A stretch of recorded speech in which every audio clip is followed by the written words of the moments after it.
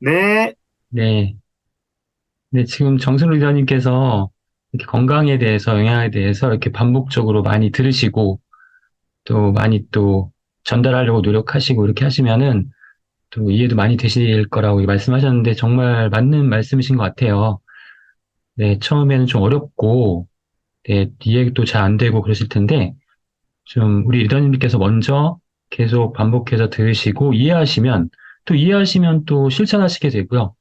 또 실천하시게 되면은 주변에 우리 잠재 그 고객분들이 이렇게 건강에 대해서 건강 관리를 실천하시는 우리 리더님들을 보고 또 관심을 갖게 되고 또 뉴트라이트 또 더 나아가서는 이제 우리 아메이 비즈니스에 대해서도 더욱더 관심을 가지실 수 있으리라 이렇게 생각이 듭니다. 제가 이제 강의를 뭐 한 20여 년간 하면서 항상 강의할 때, 음, 청중분들께 여러분들의 꿈이 무엇이냐라는 그런 질문을 드리면요. 뭐, 너무나 많은 그런 다양한 답을 하세요. 뭐, 경제적 독립, 뭐, 가정의 행복, 명예, 뭐, 이런 여러 가지 다양한 답을 하시는데요. 그런데 건강을 잃으신 분들께는 딱 한 가지 답밖에 안 나옵니다. 바로 가장 큰 꿈은 바로 건강을 되찾는 것이다. 네, 건강은 우리가 이제 지금 공기나 물처럼, 산소나 물처럼 항상 예, 우리 곁에 있지만 우리가 그 고마움을 잘 모르고 있습니다. 마찬가지로 건강도 우리가 지금 건강하기 때문에 이 건강의 소중함을 잘 느끼지 못하고 있지만 사실 건강이 정말 가장 중요하다는 점, 네, 다시 한번 네, 말씀을 드리고 싶고요. 네, 바로 이제 또 오늘 준비한 내용으로 네, 들어가 보도록 하겠습니다. 오늘은 그 신경기관 관리에 대한 내용으로 네, 준비를 해달라고 제가 제 말씀을 들었습니다. 네, 신경기관이 뭘까요? 네, 신경계. 뭐 가장 먼저 떠오르시는 게, 뭐 주변에 이제 많은 분들이, 이게 손발이 저려요, 요즘. 손발이 저리고, 어디, 신체의 특정 부위에 통증이 있다. 뭐 이런 말씀을 하시는데, 이게 우리가 추상적으로 그냥 신경이라고 하면 또 감각을 느끼는 기관인가? 뭐 이렇게 생각하실 수 있는데요. 근데 사실은 신경계가 약간 추상적이기도 하고 이해하기 어려운 기관이기도 하지만 또, 그 중에 일부는 우리 건강에 가장 큰 관심사가 될 수도 있습니다. 네, 그래서 오늘 그러한 내용, 신경계가 과연 무엇이고, 또 우리가 이제 관리할 수 있는 그런 신경기관, 어떤 부분이 있고, 어떻게 관리를 해야 되는지, 네, 그런 부분에 대해서 좀 어려울 수 있지만, 네, 오늘 제가 준비한 자료를 보시면서 이제 시작을 해보도록 하겠습니다. 네, 오늘 지난주에 이어서 네, 신경계의 건강과 관리에 대해서 알아보도록 하겠습니다. 우리 신경계라고 하면은 우리 여러 가지 신체 부위를 구성하는 그런 기관, 그 계라고 하는 그런 기관의 어떤 집합체들이 있는데요. 그 중에 이제 신경계는 다음과 같이 구성이 되어 있습니다. 중추신경계와 말초신경계. 네, 중추신경계는 말 그대로 중추적인 역할을 하는 그런 신경기관의 핵심이라고 할 수 있죠. 이 중추신경계의 가장 어, 그 중심적인 그런 기관이 바로 뇌입니다. 뇌와 척수. 뇌에서 이제 신경이 뻗어나가서 척수를 통해서 이제 말초신경으로 이어지는 거죠. 그래서 중추신경계는 이제 뇌와 척수, 우리 가장 중요한 중앙의 그런 신경계라는 의미이고요. 그다음에 이제 이 중추신경계와 우리 신체의 각 부위, 말단 부위까지 다 연결시켜주고 소통을 담당하게 하는 그런 신경계를 우리가 말초신경계라고 합니다. 네, 말초신경계는 다시 체성신경계와 네, 자율신경계로 나눌 수 있는데요. 이건 뭐 외우실 필요 없습니다. 체성신경계는 우리가 인식하고 의도적으로 조절할 수 있는 신경계라고 이해하시면 됩니다. 예를 들면 우리가 보고 시신경, 냄새를 맡고 후각신경, 맛을 보고 미각신경, 그다음에 듣고 청각신경, 그다음 감각을 느끼고 촉각신경, 이거 다 신경이라는 거죠.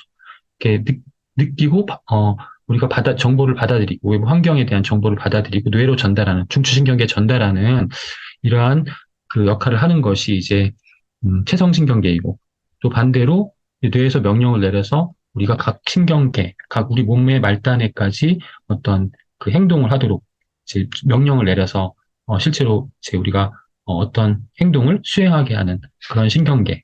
그래서 운동신경과 우리가 뇌에서 명령을 내리면 우리 몸이 운동을 하잖아요. 그런 운동신경계, 그리고 이제 감각, 앞서 말씀드렸던 그런 다양한 감각을 느껴서 뇌에 그러한 정보를 전달해주는 그러한 신경계를 감각신경계라고 합니다.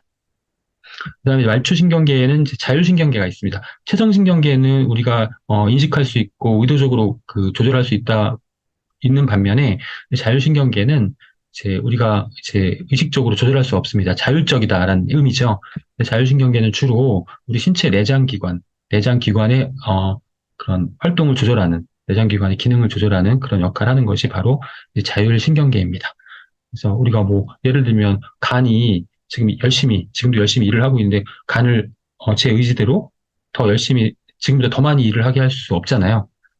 그리고 또 제 폐나 뭐 신장이나 뭐 심장도 마찬가지죠. 예, 그래서 제 의지와는 상관없이 자율적으로 작동하는 그런 신경계 자율신경계라고 하고요. 이 자율신경계는 이제 교감신경과 부교감신경을 나눌 수 있는데 교감신경은 이제 흥분이나 긴장 상태에서 작동하는 신경계가 이제 교감신경계입니다. 그래서 심장 박동을 빠르게 하고 혈압을 높이고 예, 이런 역할을 하는 것이 이제 교감신경계이고 그다음에 부교감신경계는 이제 교감신경계의 반대 역할, 안정시키는 그런 역할을 하는 것이 이제 부교감, 이제 신경, 이렇게 나눌 수가 있습니다. 사실은 이제 신경계가 굉장히 이렇게 방대한 그런 기관으로 구성이 되어 있는데, 실제로 우리가 실제 관리할 수 있는 부분이 그렇게 많지 않아요. 네. 뇌 건강 관리, 뭐, 운동신경이나 감각신경, 이런 부분 정도까지 이제 관리를 할 수 있다라는 것이죠. 그래서 우리가 이제 뭐 신경계통의 문제라고 한다면 이제 여러 가지 가 있겠지만은 그 중에서 이제 가장 많이 주변에 많은 분들께서 이제 경험하시는 그러한 문제가 바로 이제 다음과 같은 것들입니다. 뭐 손발 저림. 주변에 보시면은 저 항상 이제 강의 후에 질문을 받으면은 이 손발이 저리다고 하시는 분들이 계신데 이런 분들에게는 뭐 우리 어떤 제품을 소개를 추천을 해야 되느냐 이렇게 질문하시는 분들이 아주 많습니다. 사실 이 손발 저림의 원인이 워낙 다양해요. 그리고 근본적인 원인을 알 수가 없습니다. 알 수가 없어서 사실 이러한 증상이 나타났을 때 명확한 해결책이 존재하지 않는 것도 사실입니다. 사실 이제 손발 저림의 원인은 뭐 많은 분들이 이제 혈액순환 장애를 생각하시는 분들도 계시는데요. 물론 혈액순환 장애가 원인이 될 수 있는데 혈액순환 장애 자체가 이제 손발 저림의 큰 원인은 아니고요. 이제 혈액순환은 보통 통증을 동반합니다. 혈액순환 장애가 있을 때는 통증이 같이 나타나게 된다는 것이죠. 통증이 나타나지 않는 단순하게 손발이 저리다고 하는 것은 물론 혈액순환에 문제가 있지만 혈관에 문제가 있는 것이 아니라 이제 신경에도 이제 혈액이 전달돼야 되는데 이 신경에 이제 혈액이 잘 전달되지 않는 역시 마찬가지로 혈액순환 장애라고 할 수도 있겠습니다만 이 신경에 혈액이 잘 전달되지 않아서 신경이 제대로 작동하지 않아서 손발 저림이 나타나는 경우가 많다라는 점. 그래서 대표적으로 이제 손발 저림의 원인으로는 이제 손목굴 증후군이라고 하는데 이제 우리가 많이 알고 있는 용어로는 손목 터널 증후군이라고 하죠. 네, 손목을 많이 사용하시는 이 부위를 많이 사용하시는 경우에 이제 나타날 수 있고 뭐 손저림이 서서히 발생하고 증상이 심해지면 감각 저하가 나타날 수도 있습니다. 그런데 이제 손을 많이 쓰시는 분들 외에 뭐 임신하신 분들, 또 류마티스 관절염 환자, 또 갑상선 기능 저하증 환자, 당뇨병 환자, 또 신장 투석받는 환자에게서 잘 발생하는 것이 이 손목 터널 증후군입니다.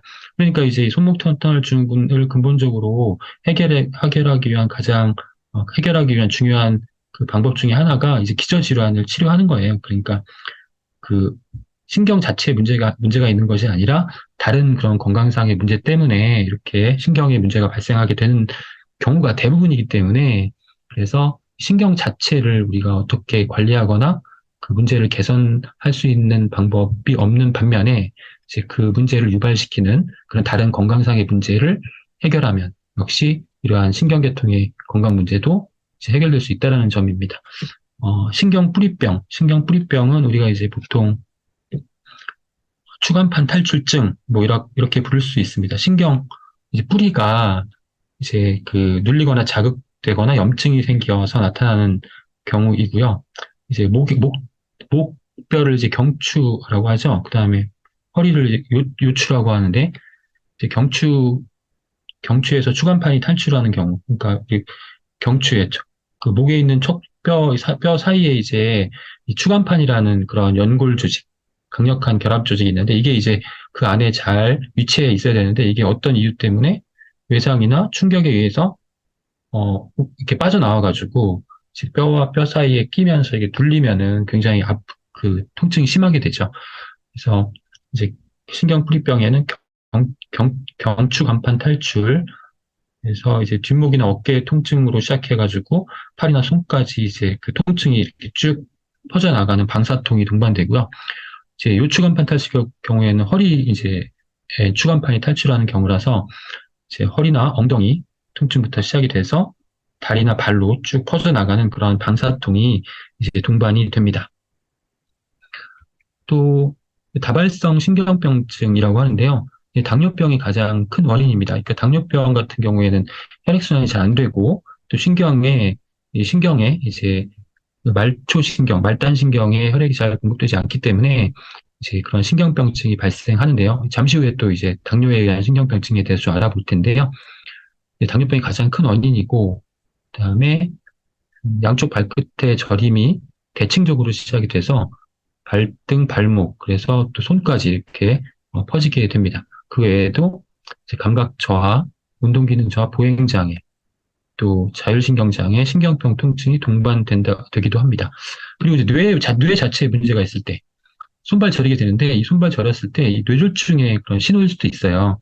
그러니까 이거 중추신경계에 문제가 생기는 것이죠. 그러면 이제 손발 저림이 나타날 수 있는데, 이제 뇌졸중이 나타나기 이제 그 증상, 그 전에 증상이 이제 두통이나 어지러움, 발음장애, 언어장애, 근력저하, 그다음에 보행장애 등 다른 증상을 동반하는 경우도 있고, 그냥 손발 저림만 나타나는 그런 경우도 있습니다. 그래서 그 단순하게 손발이 저린 증상이 단순히 어떤 말초신경의 문제이지 않을 수도 있다라는 것. 네, 그래서 이런 증상이 나타났을 때에는 검진을 빨리 받아보시는 것을 추천을 드립니다. 그래서 이제 손발저림 원인이 다양하기 때문에 이제 말씀드린 대로 근본적으로 예방할 수 있는 방법이 없어서 당뇨병을 잘 관리하셔야 되고 혈당 관리를 잘 하시면서 다른 합병증으로 진행되지 않게 주의 깊게 이제 계속 추적 관찰을 하시는 것이 좋겠습니다. 네, 우리가 이제 그 보통 신경통이라고 하면 이제 말초신경이 자극을 받아서 신경을 담당하는 신경계가 뻗어 있는 그런 그 부위를 따라서 나타나는 통증을 이제 신경통이라고 합니다. 이 앞에 말씀드렸던 그런 그 신경계통의 그 문제, 그 손발 저림, 이것도 다 이제 신경통에 해당이 되는 것이죠. 외상이나 아니면 충격이나 신경의 퇴화, 그러니까 노화, 우리 몸에 전반적으로 노화가 진행되면 신경도 퇴화가 되겠죠. 또 염증이나 눌림에 의해서 발생이 되고요. 네. 혈액순환의 문제, 이런 것도 역시, 네, 큰 원인이 됩니다. 그래서 보통 이제, 또 신경통에는 3차 신경통과 좌골신경통이 대표적인데, 이 3차 신경통은 우리 이제 뇌에서 이제 경추를 통해서 이 얼굴 쪽으로 이 신경, 그 개가 이제 5가지로 뻗어나와요. 5가지로 뻗어나오는데, 이 세 번째의 신경 가지에서 이제 문제가 생겨서 우리가 3차 신경통이라고 부르는데요. 이제, 증상이 좀 특이하죠. 예, 피부나 치아를 둘러싼 구강 점막이나 혀에 닿는 자극에 의해서도 이제 통증이 유발되는 거예요. 이유 없이. 그러니까 신경계통의 문제라는 것이죠. 양치질이나 세수할 때, 면도할 때, 또 음식을 먹을 때, 혹은 찬바람이 바람에 스치기만 해도 이제 여기 안면에 통증이 생기는 그런 증상이 이제 3차 신경통이고요.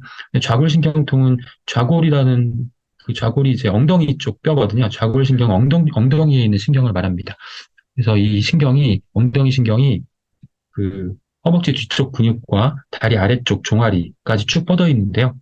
어, 그 말초신경으로는 가장 큰 신경이고, 여기에 이제 손상이 발생하면은 뭐 염증이나 압박 등에 의해서 이제 이쪽 하체 부위에 전반적으로 통증이 나타나는 그런 신경통을 이제 좌골신경통이라고 이제 부르기도 합니다.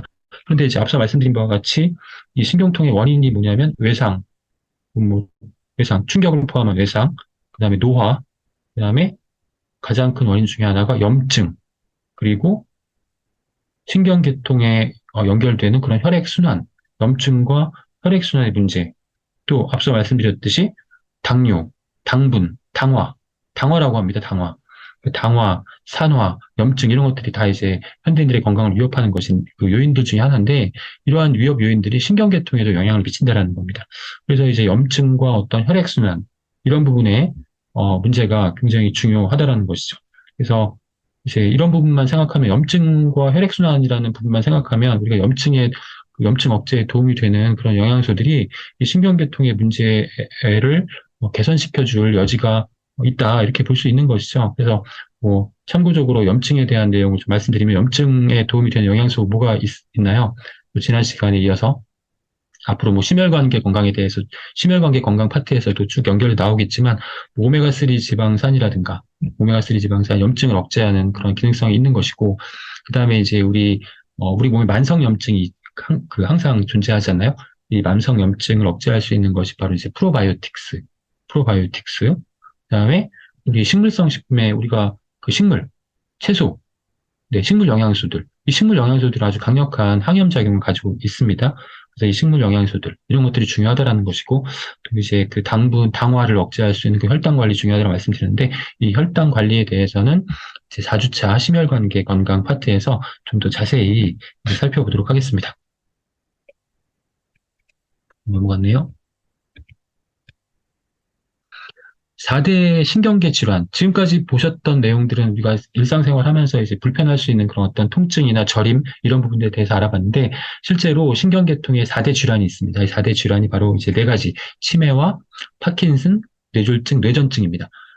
치매, 뇌졸중, 파킨슨, 이런 것들이, 두뇌 건강과 관련이 있는 건데, 두뇌 건강이 이제 중추신경의 가장 핵심이 뇌잖아요. 그러니까, 이제 파킨슨, 치매, 뇌졸중이 심혈관 계통, 일 수도 있지만 혈관에 문제가 발생해서 혈관의 문제가 원인이 되기도 하지만 결과적으로는 이것도 신경계통이 다 망가지는 그런 질환이기 때문에 이렇게 네 가지가 이제 4대 신경계 질환입니다. 치매도 두 가지가 있어요. 알츠하이머 치매와 혈관성 치매가 있는데요.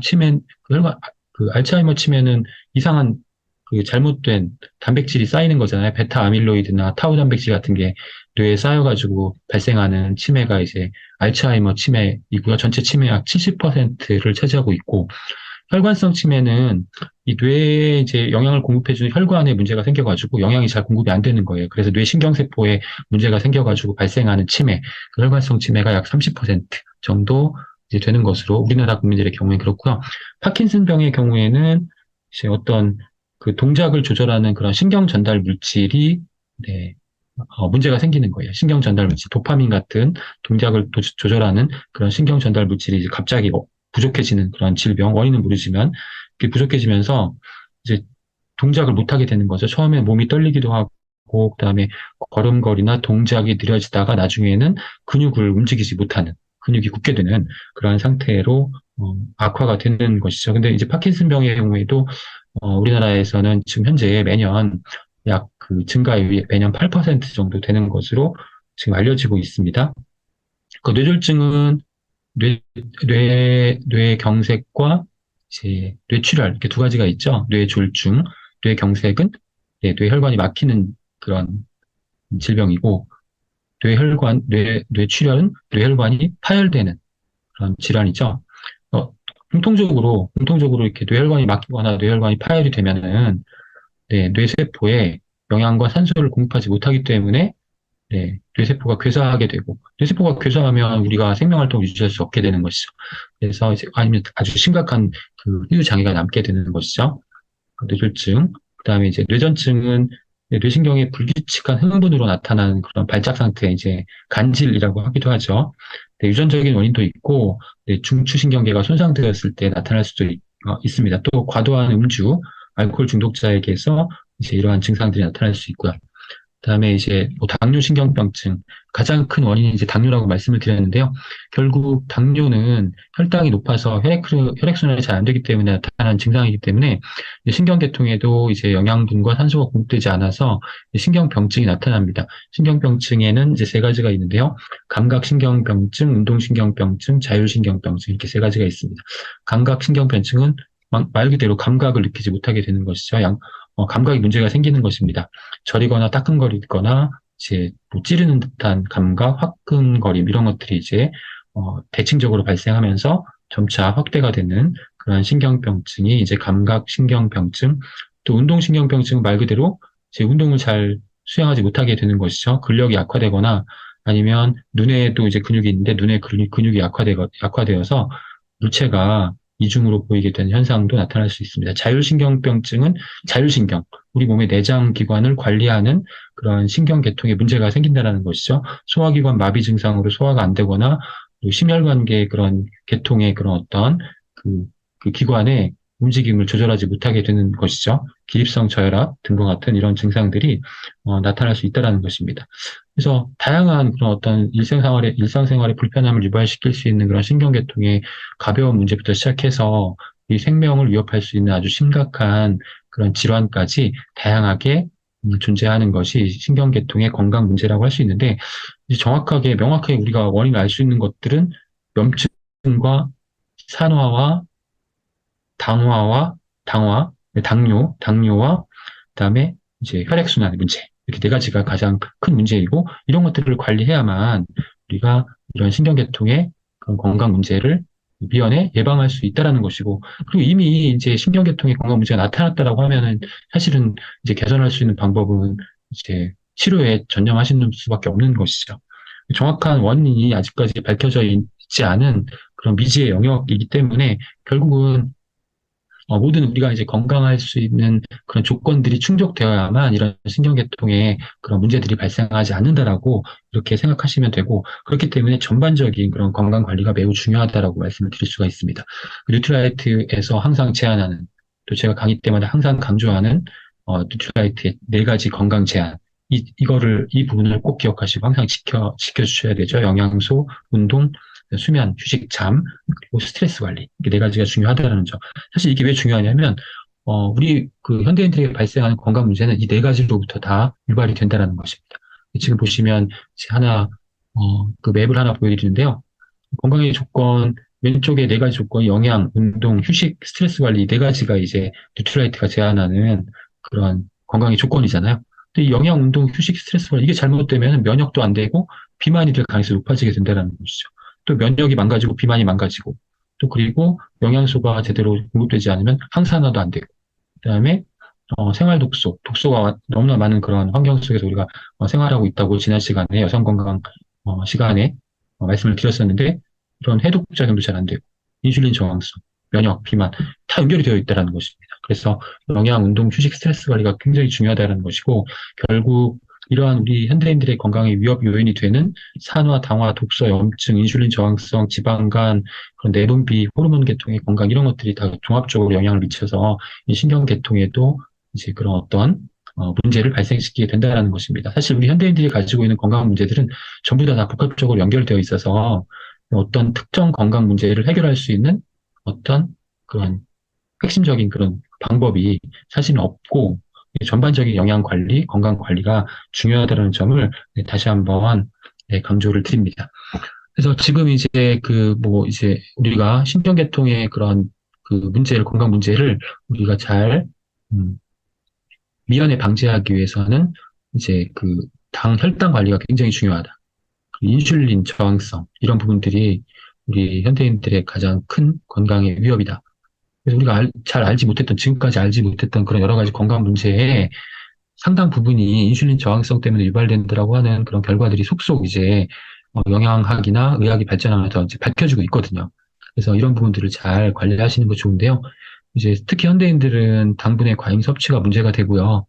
또 이러한 당분의 과잉 섭취는 우리 체내에서 이제 그런 AG라는 그런 물질을 만듭니다. 최종 당화 산물. 우리말로는 최종 당화 산물로 번역이 되는데 이런 물질들이 우리 몸에 들어가면은 그, 두뇌에 영향을 미치게 되죠. 그래서 4대 신경계 질환이라고 하는 알츠하이머, 파킨슨, 뇌졸중의 원인이 된다라는 것입니다. 그 외에도 뭐 심장 질환, 그다음에 뭐 순환기, 폐 질환, 신장, 간, 그다음에 근골격계 질환까지 다 유발시킬 수 있다라는 것이 아주 심각한 문제가 되고 있는 것이죠. 그래서 가능하면 이런 최종 당화 산물이 우리 몸에 생성되지 않도록 해야 됩니다. 그래서 이 최종 당화산물의 원인 물질은 뭐냐면 그냥 당연히 당분이 들어갈 것이고 또 하나는 이 동물성 단백질이 문제가 됩니다. 동물성 단백질과 당분의 섭취를 조절하시는 것이 이 최종 당화산물을 이제 줄이는 그러한 방법이 될 수 있습니다. 이 최종 당화산물이 이제 왜 우리 몸에 이제 이렇게 심각한 다양한 문제를 발생시키냐면요. 이 최종 당화산물이 우리 체내에 들어가면 산화하고 염증을 유발시키기 때문에 그렇거든요. 그래서 이제 이 최종 당화산물이 우리 몸에 들어가면은 네, 이제 세포에서 이 최종 당화산물을 빨아들입니다. 그러니까 우리 몸에서는 이런 세포 내에서 혈관 중에 이런 물질이 많으면 안 되기 때문에 세포에서 이제 이 최종 당화산물에 대한 수용체가 엄청나게 증가해서 이 최종 당화산물을 세포 내로 다 이제 흡수를 하게 되거든요. 흡수를 하게 되면은 이 세포 내에 들어가서 얘네들이 이제 독성을 유발시키기 때문에 세포가 다 파괴되는 거예요. 근데 이제 이런 최종 당화산물을 흡수하는 그런 세포가 주 세포가 어느 세포냐면 지금 이제 논문 그림에서 보시면은 네, 어떤 세포냐면 심장 근육 세포와 신경 세포와 간 세포입니다. 심장 근육 세포와 신경 세포와 간 세포.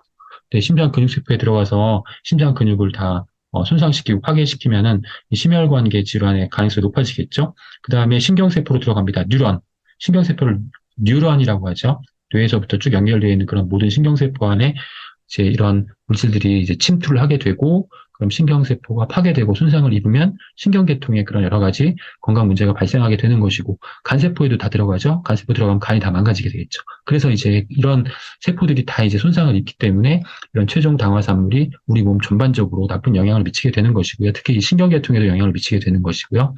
그리고 이제 이런 최종 당화산물은 이제 신경계 질환인 그런 당뇨, 그러니까 치매의 가장 큰 원인으로 부상이 되고 있습니다. 그러니까 우리가 이제 지금까지는 그런 아까 치매에는 음, 알츠하이머 치매하고 혈관성 치매가 있다고 말씀드렸잖아요. 혈관성 치매는 이제 혈액순환의 문제 때문에 발생하는 것이고, 알츠하이머 치매는 이제 그런 이상 단백질이 축적이 돼서 베타 아밀로이드나 타우 단백질이 축적이 돼서 발생하는 그런 치매라고 말씀을 드렸는데 결국 이 최종 당화산물 당분이 이런 이상 단백질을 생성하게 만드는 그런 근본적인 원인이라는 것들이 이제 최근에 밝혀지기 시작했거든요. 결국은 이 당분 자체가 치매를 유발시킨다라는 것이죠. 그래서 지금까지 뭐 1형 당뇨, 2형 당뇨 이렇게 있었는데 이제 3형 당뇨, 당분에 의한 치매 발생을 3형 당뇨로 부르기도 합니다. 지금. 네. 그리고 또 아주 참 특이한 특수한 그런 결과가 나오고 있는데 그 결과가 뭐냐면 지금까지 당뇨 치료제로 사용되었던 그런 약물들을 지금 그 치매 치료제로 사용하고 있는 임상 연구들이 진행이 되고 있어요. 효과가 있다라는 것이에요. 당뇨를 치료하려고 당뇨병 있는 분들에게 이렇게 당뇨를 치료하려고 투여하던 약물을 치매가 진행되고 있는 분들에게 투여를 해봤거든요. 해봤더니 이 치매가 지연되거나 그 증상이 호전되었다는 결과가 나오고 있다는 것이죠. 그 결국은 당분을 줄이는 것이 치매를 지연시키고 그 증상을 호전시키는데 도움이 되더라는 것입니다. 그래서 굉장히 이 당분과 이 치매, 또 치매를 유발시키는 그런 이상 단백질의 생성과 그 사이에는 아주 밀접한 관련이 있다라는 것이 지금 밝혀지고 있고, 가까운 시일 안에는 결국 당뇨와 치매가 하나의 원인 질병으로 묶여서 같이 치료할 수 있는 그런 시대가 올 수도 있을 거라는, 네, 그런 것이죠. 우리가 이제 그 신경계통, 결국 이 중추신경에서 가장 중요한 부분은 두뇌이기 때문에 이제 두뇌 건강에 대해서 우리가 알아보도록 하겠습니다. 우리가 말초신경병증이나 이런 어떤 다른 그런 신체 부위에 대한 신경계통의 건강 문제를 우리가 어떻게 직접적으로 컨트롤할 수가 없습니다. 관리할 수가 없어서 가장 중요한 두뇌 건강 관리, 두뇌 건강 관리가 신경계통의 건강 관리에 있어서는 가장 핵심이라고 볼 수 있겠죠. 두뇌 건강 관리, 앞에서 이제 치매에 대한 내용을 말씀드렸는데, 이제 베타 아밀로이드와 타우 단백질이 알츠하이머의 원인이다. 베타 아밀로이드는 어떤 산화나 염증, 그리고 앞서 말씀드렸던 당화에 의해서 뇌세포 밖에 이제 베타 아밀로이드라는 단백질이 축적이 돼서 이제 그 뇌의 기능을 떨어뜨리는 것이죠.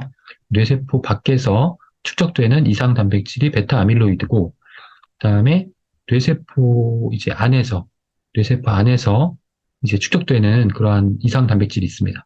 뇌세포 안에서 축적되는 단백질이 바로 네, 타우 단백질입니다. 타우 단백질. 그래서 뇌세포 밖에서는 지금 베타 아밀로이드가 축적되고 있고, 뇌세포 안에서는 타우 단백질이 축적이 돼서 다 이제 영향을 미치게 되는 거죠. 결과적으로 뇌세포가 제대로 잘, 네, 생존할 수 없는 그런 환경을 만들어서 이제 뇌 기능을 떨어뜨리게 되고 치매가 발생한다는 것이죠.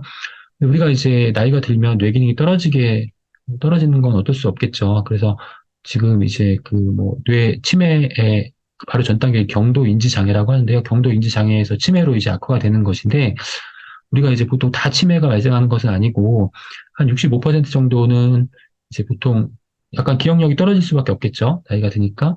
그래서 기억력 감퇴를 경험하시게 되는데 그중에 이제 35%는 경도 인지장애 단계를 거치게 되고 그중에 10%가 치매로 이완됩니다. 치매로 이완돼서 지금 현재 전체 65세 이상 인구 중에 10%가 이제 치매 환자로 네, 그 비율이 그 정도 차지하고 있습니다. 그런데 이 경도 인지장애는 치매 보다 전 단계이고 한참 전에 시작이 돼요. 그리고 치매도 진단을 받기 전에 한 20년에서 25년 전에 시작이 됩니다. 제가 지금 아직은 치매가 없어서 이렇게 강의를 하고 있는데 제가 지금 제 머릿속에 치매가 진행되고 있을 수도 있다라는 것입니다. 25년 후에 혹은 그 전에 10년 후에 15년 후에 제가 치매라는 것을 진단받을 수 있다라는 것이죠. 지금 모른다는 것이죠. 그래서 이제 굉장히 이제 이 두뇌 건강 관리가 상당히 중요하다라고 할 수 있습니다. 네, 지금 보시는 것처럼 네, 지금 하버드 메디컬 스쿨의 그 논문인데요. 네, 베타 아밀로이드가 축적되고 타우 단백질이 축적되면서 치매가 진행될 수 있는데 이렇게 이상 단백질이 축적되는 시기가 치매 진단받기 전 20년 전부터 축적이 되고 있다. 그리고 그 치매 전 단계에서 경도 인지 장애가 나타나고 그리고 인지 기능 저하되면서 실생활에 장애가 나타나는 그런 치매로 이제 악화될 수 있다라는 것이죠. 그래서 이제 보통 이제 치매에는 7단계가 있다라고 합니다. 잘 모르실 텐데 7단계 뇌에 독성 단백질이 쌓이고 있지만 인지력이나 기억력 장애는 나타나지 않은 상태 20년 이상 지속될 수 있고요. 그다음에 2단계 이제 경미한 인지장애, 기억력이 떨어지지만 이제 주변에 다른 분들은 눈치를 채지 못하는 상태가 역시 20년 동안 지속될 수 있고, 그다음에 이제 경도 인지 장애 단계를 넘어가면 경도 인지 장애 단계를 넘어가면 주변 분들이 이분의 그런 그 인지 기능, 그 기억력 상태가 지금 좀 정상이 아니다라고 이제 주변 사람 느끼기 시작하는 것이죠. 그런 시기가 이제 3에서 5년 정도 진행이 되고, 그다음에 이제 실생활에 그런 장애를 유발하는 그런 치매로 진단을 받게 되는 것이죠. 그래서 이제 뭐 당분, 염증, 산화 이런 부분들에 대해서 말씀을 드렸는데 이제 결국 염증이라는 것은 비만으로 인해서 주로 유발이 되기 때문에 비만인 경우에는 치매 가능성이 보통 한 20% 정도 올라간다고 하고요. 그래서 비만을 예방할 수 있는 또 비만을 개선할 수 있는 중요한 그런 조건 중에 하나가 운동이죠. 운동을 평소에 하시면은 치매 발생률을 낮출 수 있고 그리고 이제 경도 인지 장애에서 기억력이 계속 감퇴되고 있는 그 상태, 그다음에 경도 인지 장애에 진입을 했을 때에도 운동을 하게 되면은 치매로 악화될 가능성이 상당히 낮아질 수 있습니다. 그래서 운동이 가장 좋은 그런 두뇌 건강에도 가장 좋은 영향을 미치는 그러한 핵심적인 조건이 될 수 있다라는 것입니다. 결국 이제 우리 운동이 왜 중요하냐면 지금 말씀드린 것처럼 이렇게 두뇌 건강에도 가장 좋은 것이 운동이고요. 사람이 몸을 이제 계속 사용하면 두뇌 기능이 발달하게 되어 있거든요. 그래서 이제 운동이 가장 좋은 두뇌 건강에 좋은 그런 조건이 될 수 있다라는 점. 그리고 사실 뭐 학생들 같은 경우에도 운동을 하는 학생들이 더 두뇌 기능이 더 활발합니다. 예, 그런 점도 이제 영향을 미치는 것이고요. 또 이제 신경계통의 그런 질환, 신경계통의 그런 여러 가지 건강상의 문제점도 사실은 뭐 운동 부족 등으로 인해서 이제 유발된다고 볼 수 있는 것이거든요. 그래서 이제 운동을 평소에 꾸준히 하시는 것이 가장 중요하다는 점 기억하시면 좋겠습니다. 두뇌 건강에 이제 그 긍정적인 영향을 미치는 부분들, 그다음에 그 부정적인 영향을 미치는 부분들을 살펴보면 이제 뭐 지금 과음이나 흡연, 고혈압, 그런 당뇨, 그다음에 고콜레스테롤, 비만, 운동 부족 이런 것들. 스트레스가 또 두뇌 건강에 가장 안 좋고요. 가장 나쁜 영향을 미치고요. 그다음에 두뇌 건강에 도움을 주는 그러한 조건들로는 운동, 그다음에 그다음에 그 건강한 식사, 그다음에 인지 기능을 이제 활발하게 할 수 있는 활동, 오메가3 등과 같은 좋은 지방, 비타민, 항산화 식품 그다음에 심혈관계 건강해야만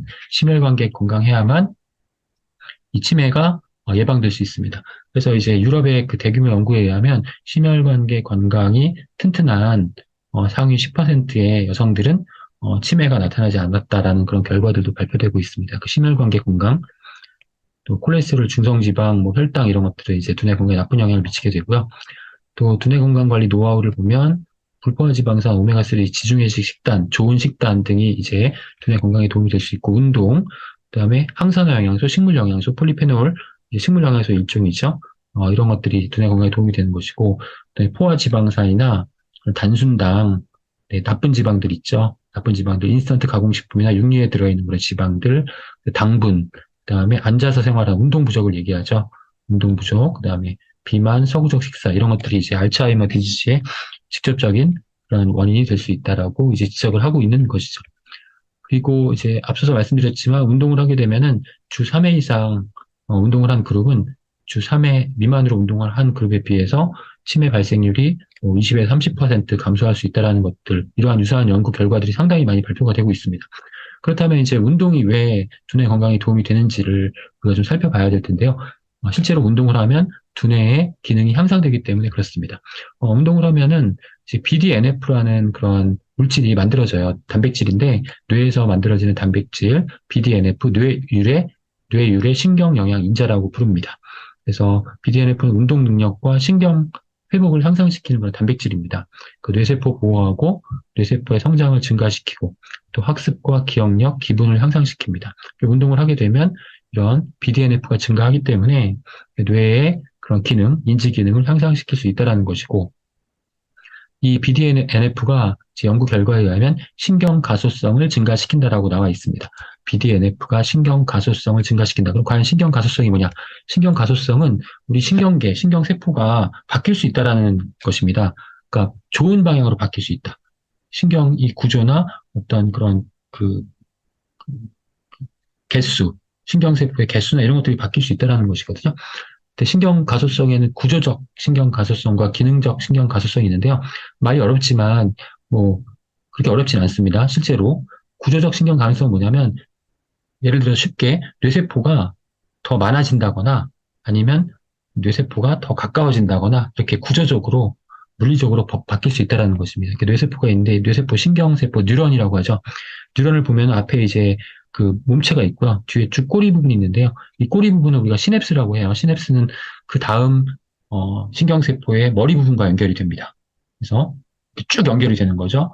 그래서 하나의 신경세포가 있으면 머리 부분은 그 전에 다른 신경세포의 꼬리 부분과 이제 밀착하게 되고 또 이 신경세포의 꼬리 부분은 그 다음 신경세포의 머리 부분과 밀착하게 되면서 이렇게 신경세포가 쭉 연결이 되면서 신경이 전달되는 거거든요. 그래서 연결되는 부위, 신경세포와 신경세포가 연결되는 부위를 우리가 시냅스라고 하는 거죠. 시냅스가 이제 시냅스 보면은 굉장히 많은 가지가 뻗쳐나와 있잖아요. 이 가지가 더 많아진다거나 아니면 신경세포의 수가 더 많아진다거나 이렇게 되는 것이 이제 구조적 신경 가소성이라고 하는 건데요. 이렇게 구조적으로 신경 가소성이 발생하는 그 중요한 그 트리거가 이제 운동이라는 것이고요. 운동. 참고적으로 영양소 중에도 있습니다. 영양소 중에서 이 구조적 신경 가소성을 증가시키는 영양소가 있습니다. 그 영양소가 뭐냐면 오메가3 지방산 중에 하나인 DHA입니다. DHA. 그래서 DHA가 두뇌 건강에 도움이 되고, 네, 기억력, 네, 인지 기능에 도움이 된다라고 얘기하는 것이죠. 그다음에 이제 그 기능적 신경 가소성 뭐냐면 이렇게 시냅스가 있잖아요. 그러니까 그 전에 신경세포와 그 다음 신경세포가 이렇게 연결되는 이 부위에 이제 신경 전달이 이루어진다고 했는데 어떻게 이루어지냐면 여기서 이제 그 전 신경세포에서 신경 전달 물질을 분비하고 이 신경 전달 물질을 그 다음 세포가 받아들이는 겁니다. 신경 전달 물질이 분비되고 받아들이면서 신경이 그 정보가 전달이 쭉 되는 거거든요. 감각이라든가 어떤 이런 신경세포를 쭉 전달이 되는 건데 이게 신경 전달 물질이 이제 증가하는 거예요. 신경 전달 물질이 많이 증가하게 되면은 이 기능이 더 활발해지겠죠. 뇌세포의 기능, 신경세포의 기능이 더 활발해지겠죠. 그래서 이렇게 신경 전달 물질, 그다음에 신경 전달 물질을 받아들이는 그런 신경세포의 그런 수용체, 이 수용체가 증가하게 되는 것을 기능적 신경 가소성이라고 합니다. 운동은 역시 네, 기능적 신경 가sob성도 증가시키는 것으로 밝혀져 있습니다. 그래서 두뇌 건강에 도움이 된다는 것이고 또 참고로 영양소 중에도 이렇게 기능적 신경 가소성을 네, 증가시키는 네, 그런 영양소가 있습니다. 영양소가 뭐냐면 레시틴, 레시틴입니다. 그래서 DHA와 레시틴은 이 두뇌 건강, 인지기능 건강, 또 뇌 신경세포의 활성화에 도움이 되는 그런 영양소라고 기억하시면 되겠습니다. 네. 네, 스트레스는 우리 건강에 그 두뇌에 정말 안 좋죠. 그 스트레스를 많이 받으시는 분들이 이제 이 치매 가능성이 높아지게 된다라는 것이죠. 그 스트레스를 많이 받으면 스트레스 호르몬 코티졸이 증가하게 되는데요. 이 코티졸이 증가하게 되면은 음, 코티졸 수치가 가장 높은 상위 30%에서는 뇌량이 감소하고 뇌가 쪼그라들고 그다음에 사고 능력 테스트가 나빠진다. 그리고 뇌 능력을 측정한 테스트에서 부정적인 결과가 네, 나타난다. 그리고 코티졸 수치가 높아지면 스트레스가 많아서 코티졸이 높아지면은 네, 알츠하이머의 전구체가 증가한다는 것이고요. 또 마찬가지로 이제 역시 다른 연구도 굉장히 그 유사한 연구가 많습니다.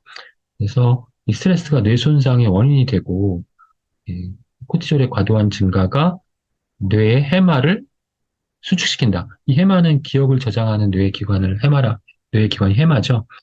그래서 이제 체내 코티졸 수치가 높으면 해마 용적이 약 14% 정도 감소할 수 있다라는 그런 결과들이 나오고 있습니다. 그 외에도 이 코티졸이 증가하면 시냅스 손상, 또 뇌에 부산물이 누적되고 시간이 지나면서 뇌 손상이 유발될 수 있다. 네, 그리고 스트레스 호르몬 어디서 만들죠? 부신에서 만들죠.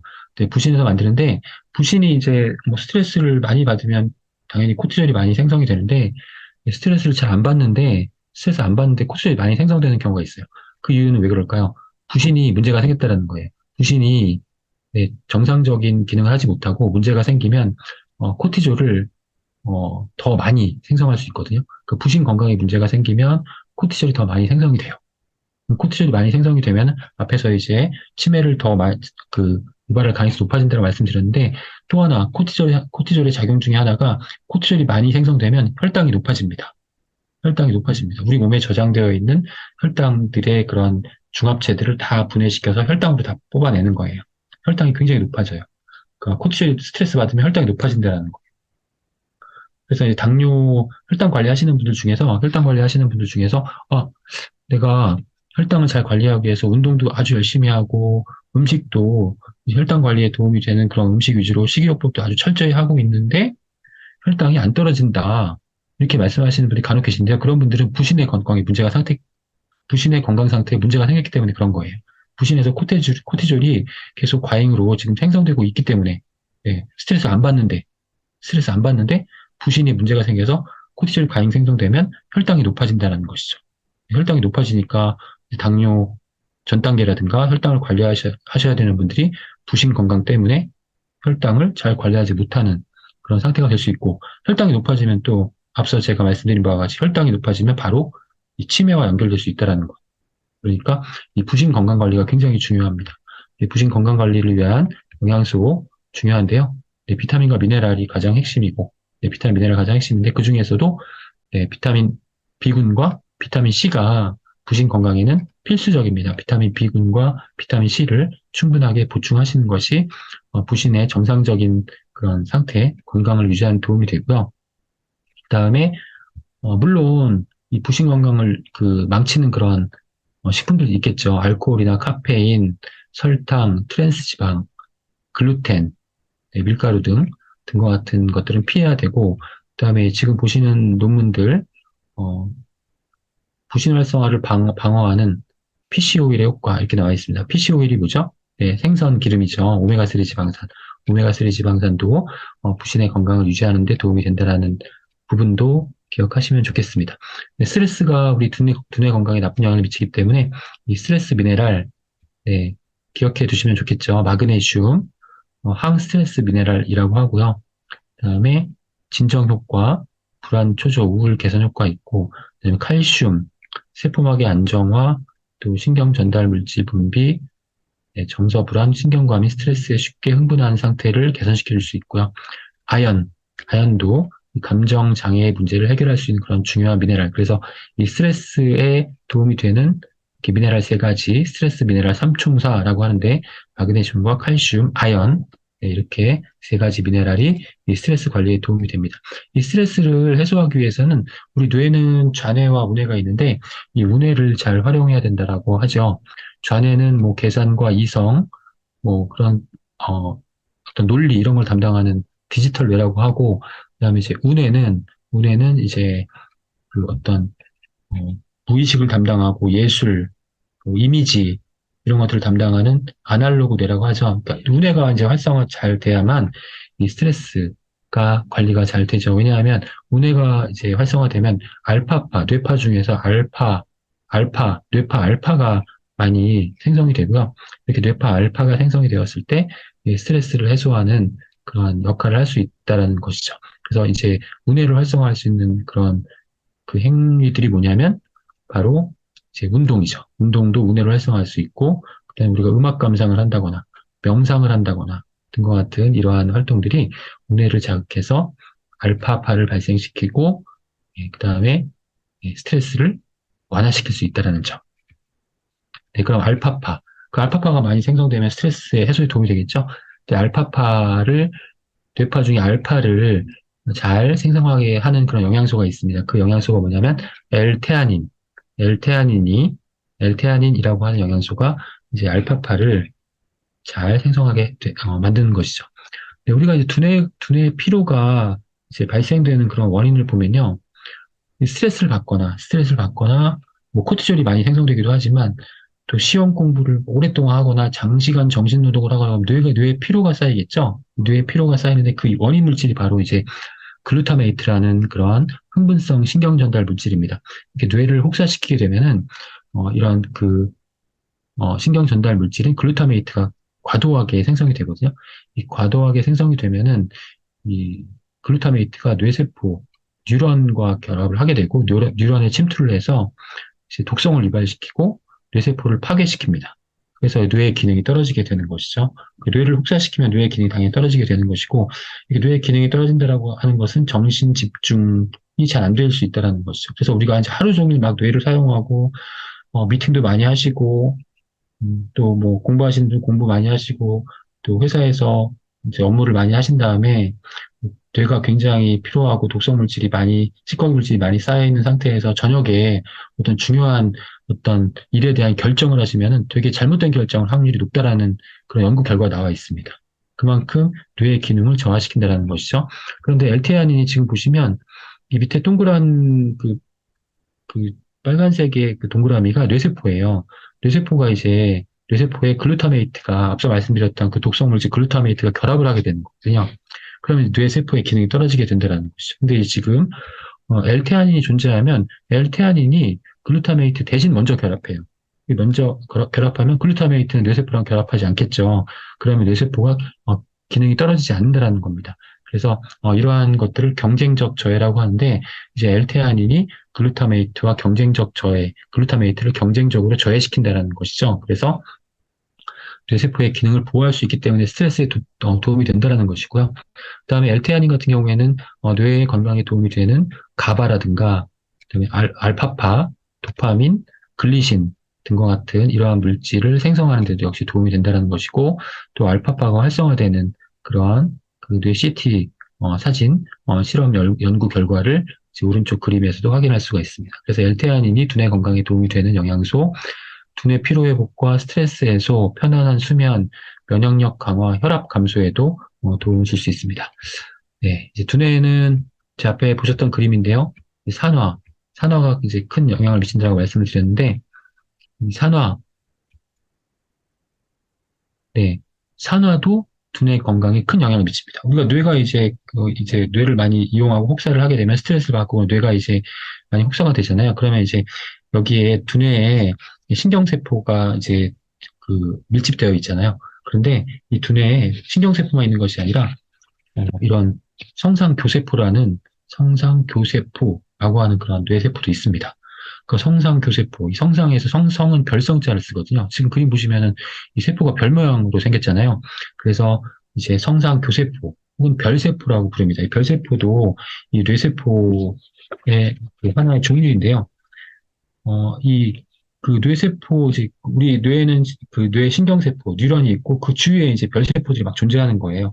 이 별세포들이 존재하면서 이 뉴런이 잘 자리를 잡을 수 있도록 물리적으로 딱 지지해주는 역할을 하고 또 여기서 이 별세포가 뇌세포에 영양도 공급해주고 또 이제 가장 중요한 역할은 우리가 이제 혈관이 뇌혈관도 있잖아요. 그 뇌혈관을 따라서 여러 가지 다양한 그런 성분들이 막 이동을 하게 되는데 이 중에서 혈관을 따라 돌아다니는 성분 중에서 독성 물질이 혈관을 따라가다가 뇌 속으로 들어가면 안 돼요. 그래서 뇌는 굉장히 민감하고 중요한 조직이기 때문에 독성 물질이 들어가면 심각한 그런 결과가 나타나거든요. 예를 들면 그 간에서 간 질환이 있으신 분들이 간에서 이제 해독을 잘 못해가지고 그 암모니아라는 그 독성 물질이 해독이 잘 안 되는 거예요. 간 질환이 간의 기능이 떨어져서 그 암모니아가 막 혈관을 타고 돌아다니다가 뇌혈관에서 뇌에 침투를 하잖아요. 뇌에 침투를 하면은 간성 혼수가 나타나는 거예요. 간성 혼수. 이 독성 물질 암모니아가 뇌에 들어가서 혼수 상태에 빠지게 된다는 거죠. 그러니까 이렇게 독성 물질이 뇌에 들어가면 안 돼요, 원래는.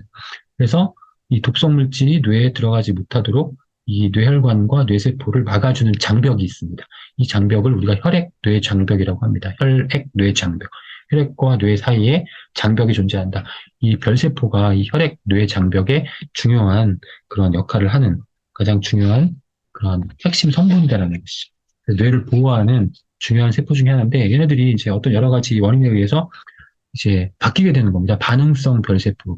그냥 정상적인 별세포가 반응을 많이 하는 그런 별세포로 바뀌게 된다는 건데요. 독성 물질이 들어간다거나 스트레스를 받는다거나 뇌손상, 바이러스 감염, 산화 스트레스, 그다음에 이제 앞서 말씀드렸던 베타 아밀로이드라든가 뭐 타우 단백질이 축적된다거나 염증이 생긴다거나 이러면은 얘네들이 이런 것들을 다 없애기 위해서 굉장히 반응성이 큰 상태로 바뀌게 되는 거거든요.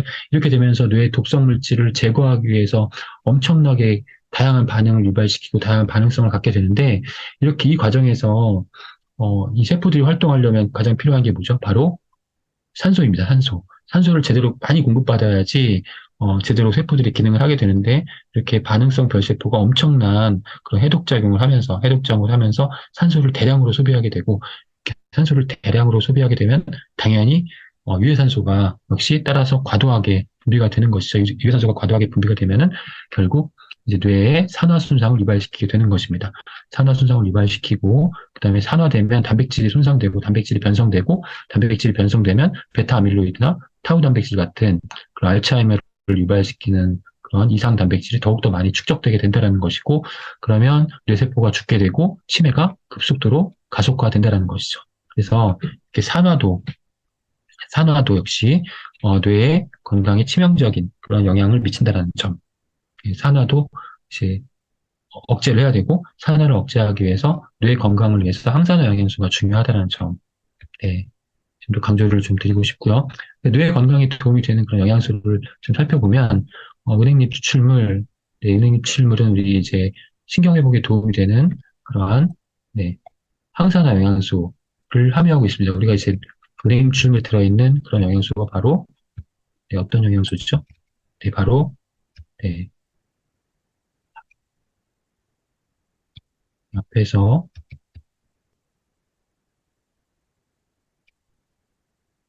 네, 항염증, 항산화, 신경보호, 회복 효과를 나타내는 그런 영양소, 식물 영양소 이제 플라보놀 배당체가 들어있습니다. 플라보놀 배당체가 들어있고 은행잎 추출물에 들어있는 플라보놀 배당체가 신경 손상을 억제하고 네, 또 신경 퇴행성 질환, 치매, 파킨슨 이런 질병들을 신경 퇴행성, 신경계통의 질환, 신경 퇴행성 질환이라고 하는데 이런 신경 퇴행성 질환을 억제하게 된다는 것이죠.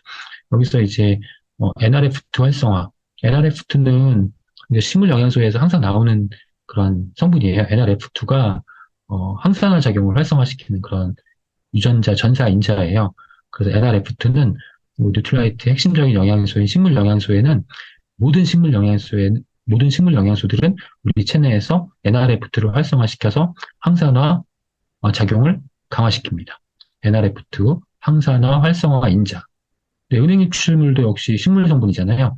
플라보놀 배당체도 식물 영양소고, 그래서 NRF2가 이제 활성화되면서 항산화 작용을 하게 되는 것이고요. 그다음에 이제 이 플라보놀 배당체가 이제 그러한 역할을 하게 되는 것인데, 이 플라보놀 배당체가 항염증 효과도 있고, 또 뇌세포, 미토콘드리아 보호작용, 또 항산화작용, NRF2, 항산화 인자를 활성화시켜서 유해산소 제거작용. 앞에서 이제 산화도 아주 중요한 그런 치매 원인이라고 말씀을 드렸기 때문에, 또 이러한 유해산소 제거작용을 통해서 단백질 변성을 억제하고 타우 단백질의 대사를 조절하기 때문에 이 은행잎 추출물의 플라보놀 배당체가 뇌 건강을 위한 중요한 영양소로 네, 추천할 수 있고요. DHA도 아까 잠깐 말씀을 드렸는데요. DHA는 오메가3 지방산이죠. EPA와 함께 DHA는 염증을 억제하는 그러한 기능성을 가지고 있습니다. 염증 억제 물질을 생성하는 그런 역할을 할 수 있기 때문에 뇌에서 염증을 억제하는 것이고요. 그다음에 이제 뇌세포 건강을 위한 유전자 전사 인자를 조절하는 그런 역할을 통해서 신경계통의 염증을 억제하고 인지기능 개선에 도움이 될 수 있습니다. 그 DHA가 또 이렇게 뇌 건강에 도움이 되기도 하고, 또 이제 뇌 건강 상태가 안 좋아졌을 때 DHA가 뇌로 흡수가 잘 안 됩니다. DHA는 제 오메가3 지방산 중에서 혈액 뇌 장벽, 아까 그 뇌를 보호하기 위한 혈액 뇌 장벽을 통과하는, 여기 지금 BBB가 나오죠. 혈액 뇌 장벽을 통과하는 그런 지방산입니다. 근데 이제 뇌 건강 상태가 좋았을 때에는 이제 DHA가 뇌로 잘 흡수가 되는데, 이 뇌 건강 상태가 안 좋아졌을 때에는 아포이 포 단백질의 유전자가 많아지면서 DHA가 통과를 할 수 없게 됩니다. 이렇게 되면 두뇌 기능이 더욱더 악화된다는 것이죠. DHA가 많아야만 두뇌 기능을 보호할 수 있고, 또 두뇌 기능이 안 좋아지면 DHA가 흡수가 안 되기 때문에 두뇌 기능이 더욱더 악화될 수 있다. 이렇게 이해하시면 되겠습니다. DHA 상당히 중요한 영양소죠. 그다음에 이제 두뇌 건강에 도움이 되는 또 조건 중에 하나가, 우리 두뇌에는 장과 밀접한 연결이 되어 있습니다. 그래서 장 뇌축이라고 하죠. 장이 안 좋으면 두뇌가 안 좋아지고요. 그다음에 스트레스가 많으면 장 상태가 안 좋아집니다. 과민성 대장 증상이 대표적인 예로 들 수 있겠죠. 그리고 지금 이제 그 우리 행복 호르몬이라고 하는 세로토닌은 행복 호르몬이라고 하죠. 행복감을 느끼게 해주는 그런 호르몬인데, 이제 한 10년 전까지만 해도 세로토닌이라는 행복 호르몬이 뇌에서 만들어지는 줄 알았는데요. 지금 최근에 몇 년 전에, 7년 전에, 8년 전에 이 세로토닌의 90%가 장세포에서 만들어지는 것이 밝혀졌습니다. 그러니까 우리가 행복감을 느끼게 해주는 호르몬이 장에서 만들어진다는 것이죠. 장과 뇌가 밀접한 관련성이 있다. 그래서 스트레스 많이 받으면 장 상태가 안 좋아지고, 장에 나쁜 균이 많아지면 두뇌 건강 상태가 안 좋아집니다. 그래서 프로바이오틱스를 충분하게 섭취하시는 것도 두뇌 건강을 유지하기 위한 좋은 대안이 될 수 있고요. 이렇게 이 장 상태가 안 좋아지면 그런 감정 장애, 불안, 우울 이런 증상이 나타날 수 있고, 또 신경계통, 신경퇴행성 질환도 유발시킬 수가 있습니다. 그러니까 장 건강도 신경 쓰시는 것이 좋을 것 같고요. 그다음에 또 이와 관련된 연구 결과들을 몇 가지 살펴보면은, 치매 환자의 장 속에는 이 박테로이데스라고 하는 유익균이 없습니다. 다른 정상인 분들에게는 이러한 좋은 균이 많은데, 치매 환자에 이 균이 없다라는 거예요. 이 균이 부족하면 치매 가능성이 높아질 수 있다라는 것입니다. 그래서 장 상태와 뇌 건강이 밀접하게 연관성이 있다라는 사실을 우리가 또 확인할 수 있고, 그다음에 우울증. 우울증도 뇌 상태에 관련이 있는 증상이잖아요. 감정 장애이고, 이 우울증 환자인 경우에는 그 크론병, 염증성 장질환인 크론병을 잘 일으키는 세균이 다량으로 검출이 되었고요. 또 염증을 치료하거나 사람의 기분을 좋게 하는 뇌 속의 물질 도파민을 생산하는 세균 두 종이 우울증 환자에게는 발견되지 않았습니다. 그러니까 장 속에 이렇게 좋은 균이 없으면 우울증도 유발될 수 있다. 이 도파민은 그 파킨슨병을 유발시키는 그런 신경 전달 물질이죠. 부족했을 때. 그러니까 이 도파민을 생산하는 세균 두 종이 없으니까 우울증도 쉽게 걸리게 되고, 또 도파민이 부족해지면 파킨슨의 그런 가능성도 높아지게 될 수 있다는 것이죠. 그래서 프로바이오틱스와 함께 보충을 해주시는 것이 좋겠습니다. 네, 그래서 우리 뇌 건강 관리에 대해서 쭉 알아봤는데요. 네, 뭐 다음 시간에 좀 신경계통에 좀 더 오늘 다루지 못한 부분들, 감각기관에 대한 내용들과 그 외의 내용들에 대해서 좀 알아보도록 하겠습니다. 오늘 시간이 좀 지나서 오늘은 여기까지 하고요. 그러니까 정리를 하자면 이 신경계통의 문제라는 것들이 명확한 원인이 아직까지 밝혀져 있지 않고 중요한 원인들이 몇 가지가 있는데 그 원인들이 바로 전반적인 건강 관리에 필요한 조건들이다. 결국 염증과 산화, 당화 이러한 것들을 잘 조절해야 된다는 것이고 그리고 전반적인 건강 관리를 위해서는 뉴트라이트의 네 가지 건강 조건 이런 것들이 가장 기본이 되기 때문에 영양소와 그런 운동, 그다음에 수면을 포함한 휴식, 그다음에 스트레스 관리, 마음 관리 이 네 가지가 중요하다는 점 기억하셔야 되고요. 그다음에 가장 중요한 신경계통의 문제라고 하면 뇌 건강 문제이기 때문에 뇌 건강에 도움이 되는 그런 여러 가지 그런 영양소라든가 아니면 뇌 건강에 도움이 되는 운동 이런 부분들에 대해서 살펴봤습니다. 네, 오늘은 신경계통에 대한 내용을 말씀을 드렸고요. 네, 긴 시간 동안 고생 많이 하셨고요. 다음 시간에는 네, 면역기관, 또 그 다음 시간에는 네, 심혈관계 건강, 이렇게 쭉 연결이 되어 있습니다. 그래서, 심혈관계 시간에 이제 그 혈당 관리에 대한 부분과 함께, 엮어서 연결해서 알아보도록 하고요. 그 다음에 그 오늘 못 다룬 감각기관에 대한, 신경계통의 감각기관에 대한 영양 관리에 대해서는 네, 다음 시간 면역기관 관리와 같이 연결해서, 네, 준비해서 다음 시간에 말씀을 드리도록 하겠습니다. 오늘 밤 늦은 시간까지 긴 시간 동안 이렇게 경청해 주셔서 감사드리고 편안한 밤 보내시고 또 행복한 주말 보내시길 바랍니다. 감사합니다. 네, 대표님 진심으로 감사드립니다. 늦은 시간까지 오늘도 또 멋진 열강하신 우리 서승기 대표님께 다시 한번 큰 박수 부탁드립니다. 네, 한 주 동안도 우리 대표님들 잘 보내시고요. 우리 다음 주에 우리 면역기관 관리에 대한 내용으로 다시 한번 또 서승기 대표님과 함께하는 시간 갖도록 하겠습니다. 모두 모두 편안한 밤 보내시고요. 좋은 밤 되시고